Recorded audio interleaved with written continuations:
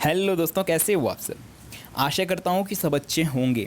तो चलिए आइए शुरू करते हैं आज की क्लास। और इस क्लास में हम हिंदी पेडागोजी मॉक टेस्ट 2 को करने वाले हैं। और ये क्लास ये टेट पेपर 1 पेपर 2 उन सभी के लिए महत्वपूर्ण रहने वाली है जिनका भी पेपर 1 पेपर 2 में हिंदी को या तो प्रथम या द्वितीय लैंग्वेज के रूप में लिया है। तो चलिए शुरू करते हैं आज की क्लास की प्रश्न नंबर 1 के साथ।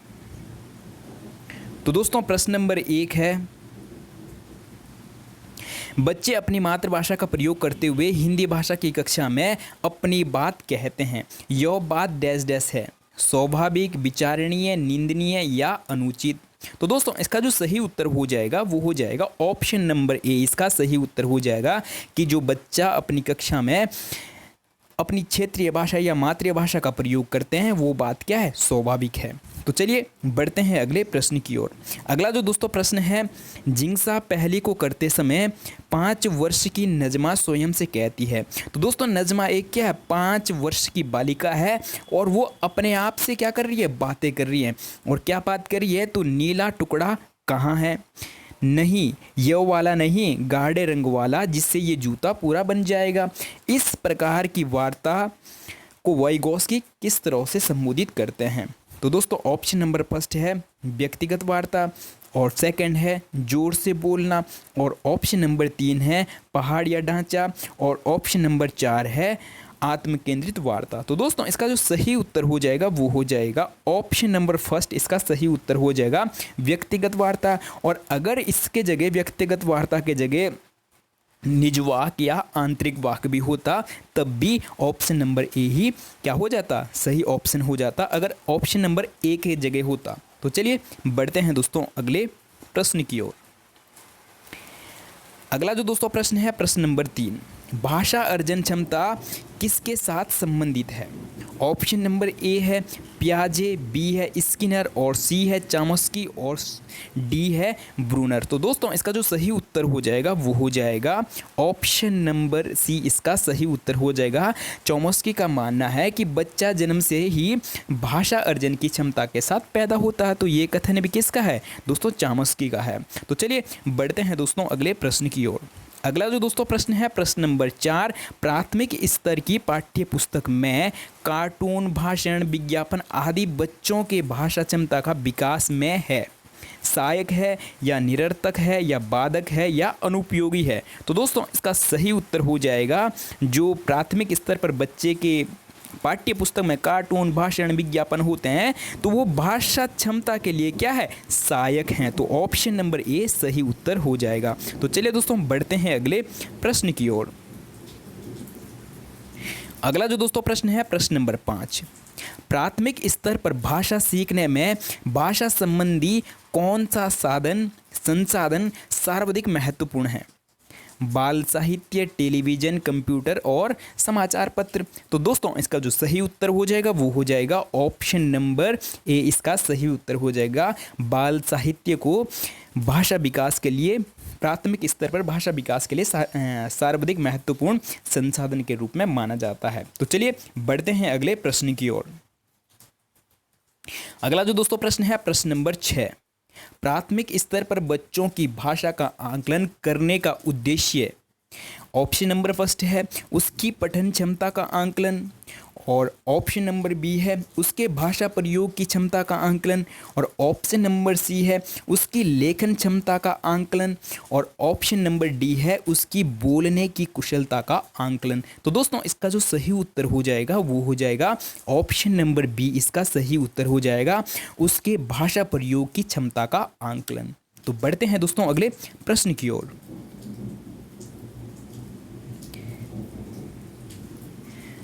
अगला जो दोस्तों प्रश्न है प्रश्न नंबर 7,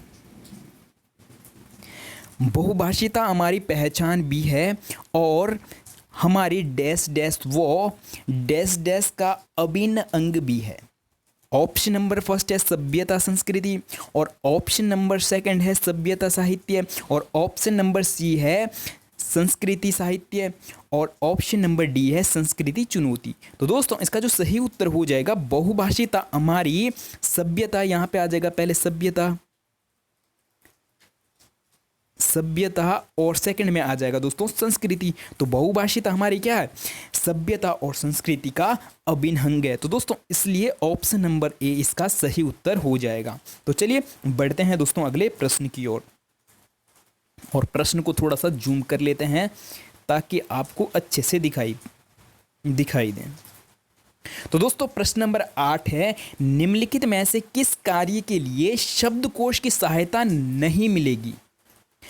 ऑप्शन नंबर ए है उच्चारण सुधार में, और ऑप्शन नंबर बी है शब्द संपदा सुधार में, और ऑप्शन नंबर 3 है या सी है वर्तनी सुधार में, और ऑप्शन नंबर डी है लिखावट सुधार में। तो दोस्तों इसका जो सही उत्तर हो जाएगा वो हो जाएगा ऑप्शन नंबर डी, इसका सही उत्तर हो जाएगा कि शब्दकोश सहायता में किसकी सहायता नहीं मिलेगी। तो दोस्तों ऑप्शन नंबर डी सही उत्तर हो जाएगा लिखावट सुधार में। बढ़ते हैं साथियों अगले प्रश्न की ओर। अगला जो दोस्तों प्रश्न है प्रश्न नंबर 9, समग्र भौतिक प्रतिक्रिया विधि में अवबोधन विषय का आधार है।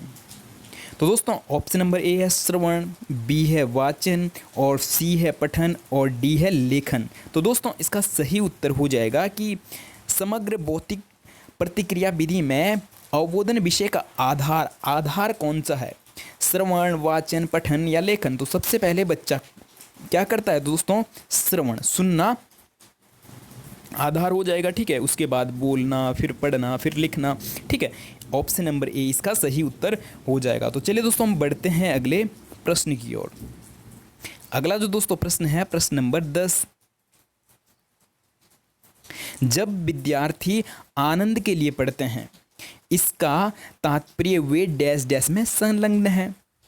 ऑप्शन नंबर फर्स्ट है सरसरी दृष्टि से पठन, और ऑप्शन नंबर बी है बारीकी से पठन, और ऑप्शन नंबर सी है गहनता से पठन, और ऑप्शन नंबर डी है विस्तार से पठन। तो दोस्तों इसका जो सही उत्तर हो जाएगा वो हो जाएगा ऑप्शन नंबर डी सही उत्तर हो जाएगा विस्तार से पठन।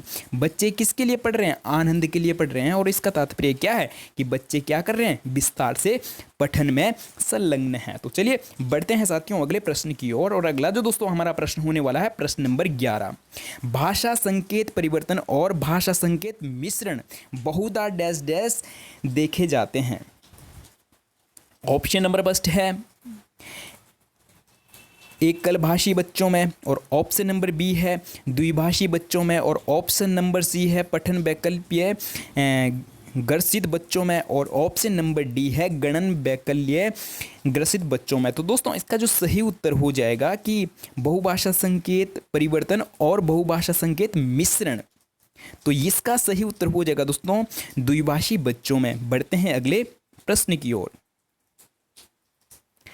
अगला जो दोस्तों प्रश्न है प्रश्न नंबर 12, भाषा की आधारभूत संरचना इकाई डैश डैश है। तो दोस्तों भाषा की आधारभूत संरचना की इकाई कौन सी है। ऑप्शन नंबर ए है स्वनिम, और ऑप्शन नंबर बी है आकृति फार्मिन, और ऑप्शन नंबर सी है लेखा चित्र, और ऑप्शन नंबर डी है भाषा विषयक। तो दोस्तों इसका जो सही उत्तर हो जाएगा वो हो जाएगा ऑप्शन नंबर ए, इसका सही उत्तर हो जाएगा स्वनिम। तो बढ़ते हैं अगले प्रश्न की ओर। अगला जो दोस्तों प्रश्न है प्रश्न नंबर 13, और प्रश्न नंबर 13 है दोस्तों बहुभाषी नहीं, प्रश्न नंबर 13 है बहुविकल्पी प्रश्न क्लोज परीक्षण निम्नलिखित का मिलान करो आदि प्रश्नों का उन प्रकारों के उदाहरण हैं जिन्हें हम बहुधा परीक्षणों में देखते हैं। ऑप्शन नंबर फर्स्ट है वस्तुनिष्ठ, और बी है मौखिक, और सी है पत्र लेखन, और डी है निबंध। तो दोस्तों इसका जो सही उत्तर हो जाएगा वो हो जाएगा वस्तुनिष्ठ। और जो आपका ये मॉक टेस्ट हो रहा है ये भी इसकी भी कौन सी विधि है, तो ये भी वस्तुनिष्ठ ही है। तो चलिए दोस्तों बढ़ते हैं अगले प्रश्न की ओर। अगला जो दोस्तों प्रश्न है प्रश्न नंबर 14, आप यदि शब्दों को सिर्फ समानार्थी और विपरार्थी जानना चाहते हैं तो आपको किसकी आवश्यकता पड़ेगी, शब्दकोश की या शब्द संकलन की, और शब्द समूहों की, सूची कोश की, और उच्चारण निर्देशों की। तो दोस्तों इसका जो सही उत्तर हो जाएगा वो हो जाएगा ऑप्शन नंबर सी, इसका सही उत्तर हो जाएगा। तो चलिए बढ़ते हैं अगले प्रश्न की ओर। अगला जो दोस्तों प्रश्न है प्रश्न नंबर 15,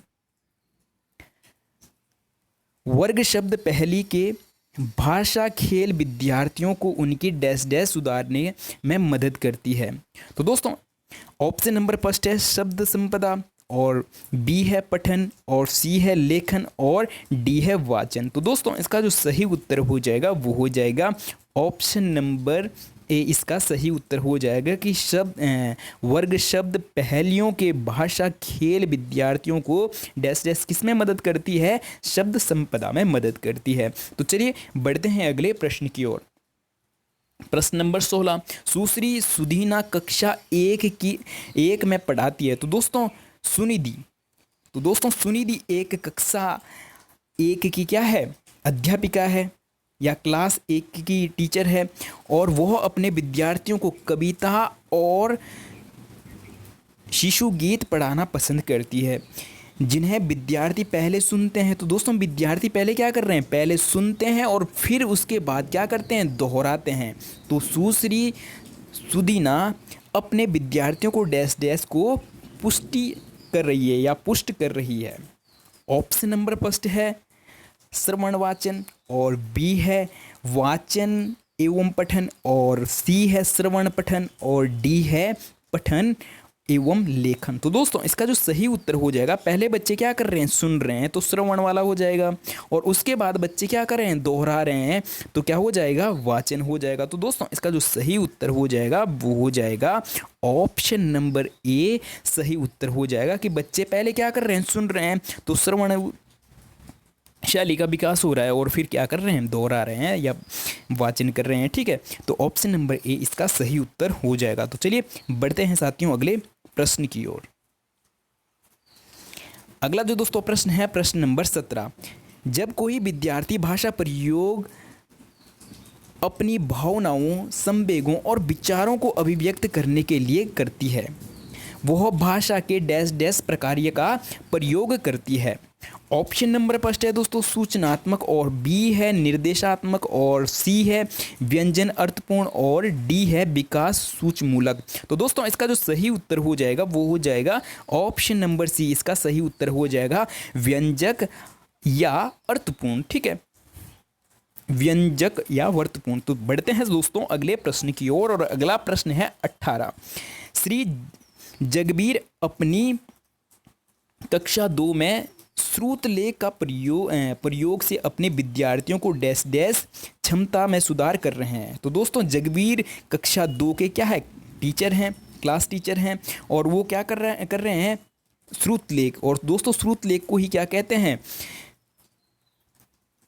शब्दों में अशुद्धियों को दूर कराने के लिए श्रुतलेख लिखा जाता है, या इमला, इसे ही हम क्या कहते हैं, श्रुतलेख को ही इमला कहते हैं। ठीक है, तो जो जगबीर है, जगबीर क्या चाह रहे हैं अपने विद्यार्थियों से, कौन सी क्षमता में सुधार चाह रहे हैं, लेखन और श्रवण, और लेखन श्रवण एवं लेखन, और सी है पठन एवं लेखन, और डी है श्रवण पठन। तो दोस्तों इसका जो सही उत्तर हो जाएगा वो हो जाएगा ऑप्शन नंबर बी सही उत्तर हो जाएगा। जब जगबीर क्या है बोल रहे हैं, तो बच्चा सुन रहा है तो श्रवण की हो जाएगी, और फिर बच्चा उसको क्या कर रहा है, लिख रहा है, तो लेखन क्षमता।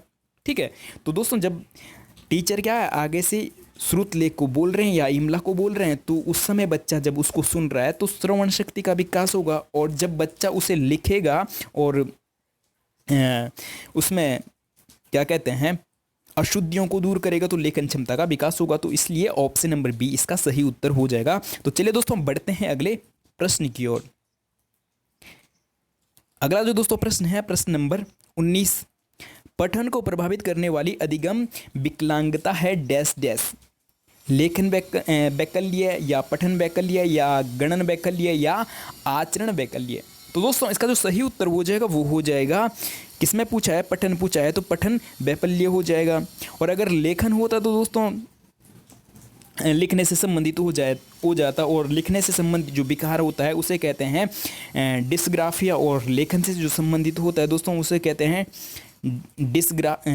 डिसलेक्सिया। लेखन से डिस्ग्राफिया, और पठन जो संबंधी होता है उसे कहते हैं डिसलेक्सिया, और गणन से डिसकैलकुलिया। ठीक है, तो चलिए बढ़ते हैं अगले प्रश्न की ओर। और अगला जो दोस्तों प्रश्न है प्रश्न नंबर 20, सुश्री प्रवीण कि कक्षा में बहुधा विद्यार्थियों से अपेक्षा की जाती है कि वे उनके पीछे पीछे दोहराएं। सुश्री प्रवीण डैश डैश अनुकरण करा रही है। दोस्तों ऑप्शन नंबर फर्स्ट है अपनी कक्षा में पुनरावृत्ति ड्रिल का, और ऑप्शन नंबर बी है अपनी कक्षा में वार्तालाप ड्रिल का, और ऑप्शन नंबर सी है अपनी कक्षा में पूरा करने की ड्रिल का, और ऑप्शन नंबर डी है अपनी कक्षा में विकल्प ड्रिल का। तो दोस्तों इसका जो सही उत्तर हो जाएगा वो हो जाएगा ऑप्शन नंबर ए, इसका सही उत्तर हो जाएगा अपनी कक्षा में पुनरावृत्ति ड्रिल का। तो चलिए बढ़ते हैं साथियों अगले प्रश्न की ओर। और अगला जो दोस्तों प्रश्न है प्रश्न नंबर 21, स्वसर पठन गतिविधियाँ डैश डैश है।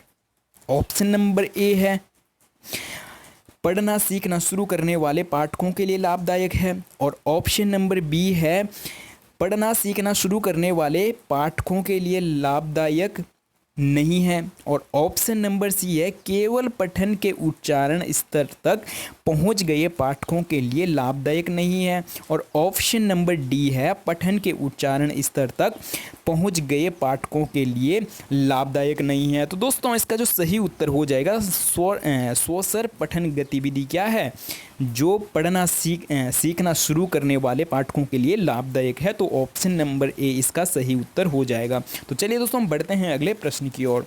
प्रश्न नंबर 22, निम्नलिखित में से किस स्थिति में उपचारात्मक शिक्षण दिया जाना चाहिए।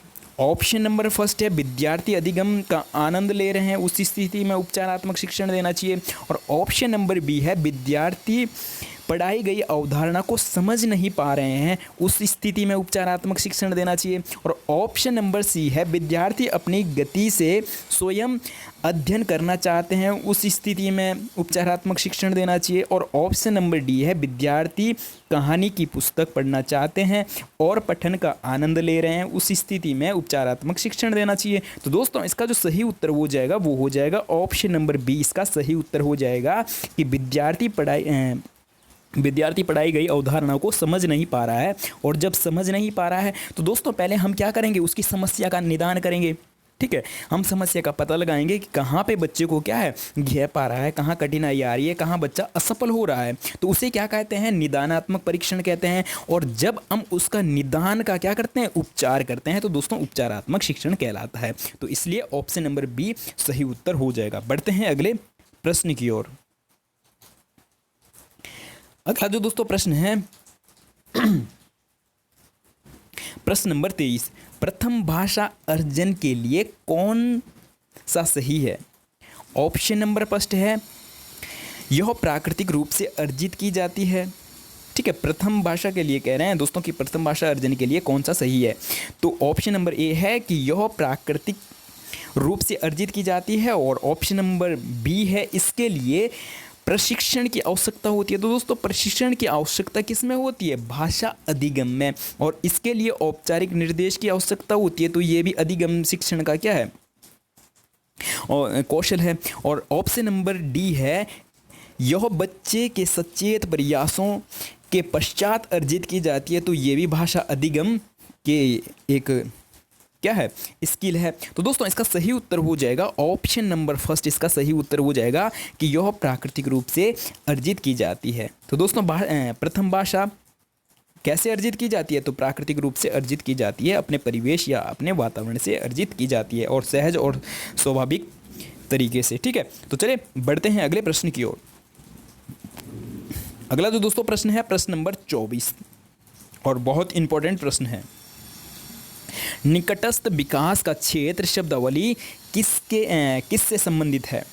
ऑप्शन नंबर ए है सामाजिक संस्कृति का सिद्धांत, और ऑप्शन नंबर बी है संज्ञानात्मक विकास का सिद्धांत, और ऑप्शन नंबर सी है व्यवहारवादी उपागम, और ऑप्शन नंबर डी है मनोविश्लेषण सिद्धांत। तो दोस्तों किससे संबंधित है अगर हम बात करते हैं निकटस्थ विकास, तो इसका जो सही उत्तर हो जाएगा ऑप्शन नंबर ए सही उत्तर हो जाएगा सामाजिक संस्कृति का सिद्धांत। और ये दोस्तों किसका सिद्धांत है वाइगोस्की का सिद्धांत है।